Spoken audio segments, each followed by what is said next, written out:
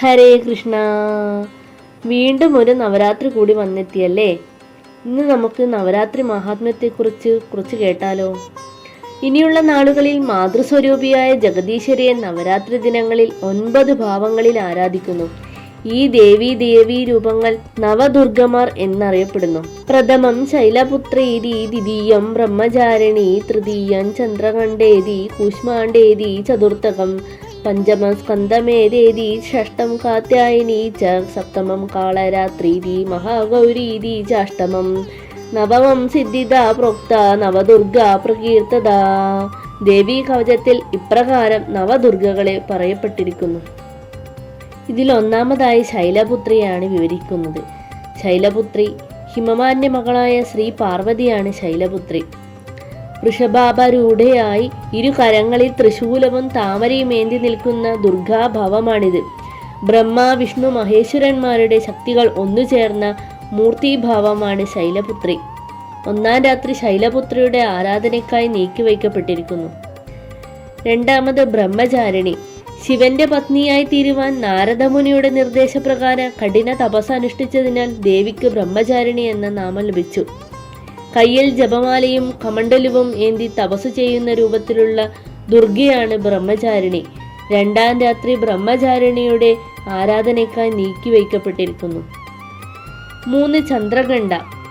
നെറ്റിയിൽ ഒരു മണിയുടെ ആകൃതിയിൽ ചന്ദ്രക്കലയുള്ളതിനാൽ ദേവി ചന്ദ്രകണ്ഠ എന്ന നാമത്തിൽ അറിയപ്പെടുന്നു. ശൗര്യവും ശക്തിയും ദേവി പ്രദാനം ചെയ്യുന്നു.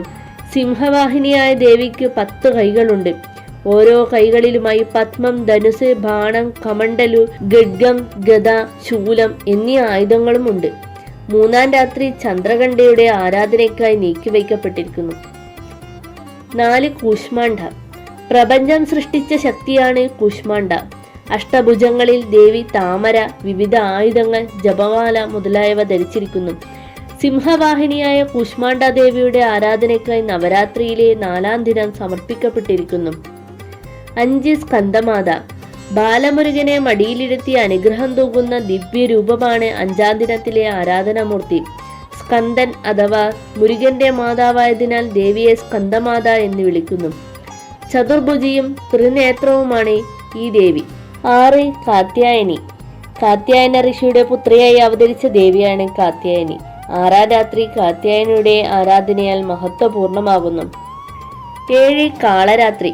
കറുത്ത ശരീരവർണ്ണമുള്ള കാളരാത്രി ദുർഗയുടെ രൗദ്രരൂപമാണ്. ജടയും ത്രിലോചനങ്ങളുമുള്ള ദേവി ഗർദഭവാഹിനിയാണ്. ചതുർബാഹുവായ ദേവിയുടെ വലതുകരങ്ങൾ സർവസദാ ഭക്തരെ ആശീർവദിച്ചു കൊണ്ടിരിക്കുന്നു.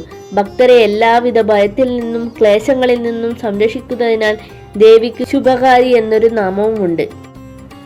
കാളരാത്രി ഭാവത്തിൽ ദേവിയെ ആരാധിക്കുവാനുള്ള ദിവ്യദിനമായി 7-ാം ദിവസം സമർപ്പിക്കപ്പെട്ടിരിക്കുന്നു. 8 മഹാഗൗരി. പ്രശാന്തതയുടെയും വിജ്ഞാനത്തിന്റെയും പ്രതീകമാണ് മഹാഗൗരി. വെളുത്ത നിറമുള്ള ദേവി എന്നാണ് മഹാഗൗരി എന്ന വാക്കിന്റെ അർത്ഥം. അഭയവരദ മുദ്രകളും ശൂലവും ഡമരുവും ഏന്തി നിൽക്കുന്ന 4 കൈകളുള്ള ദേവിയുടെ വാഹനം കാളയാണ്. 8-ാം രാത്രി മഹാഗൗരിയായി ദുർഗാദേവി ആരാധിക്കപ്പെടുന്നു. 9 സിദ്ധിദാത്രി. സർവസദാ ആനന്ദകാരിയായ സിദ്ധിദാത്രി തന്റെ ഭക്തർക്ക് സർവസിദ്ധികളും പ്രദാനം ചെയ്യുന്നു. സകലരെയും അനുഗ്രഹിച്ചു വിളങ്ങുന്ന സിദ്ധിദാത്രി രൂപത്തിൽ ദുർഗാദേവി 9-ാം ദിവസം ആരാധിക്കപ്പെടുന്നു. ഈ നവരാത്രി ദിവസം എല്ലാവരുടെ ജീവിതത്തിലും ഐശ്വര്യം കടന്നു വരാൻ പ്രാർത്ഥിച്ചു കൊള്ളുന്നു. വീഡിയോ ഇഷ്ടമായ ലൈക്ക് ചെയ്യാനും ഇതുപോലുള്ള ജ്യോതിഷപരമായ വീഡിയോകൾ ലഭിക്കുവാൻ ചാനൽ സബ്സ്ക്രൈബ് ചെയ്യാനും മറക്കരുതേ.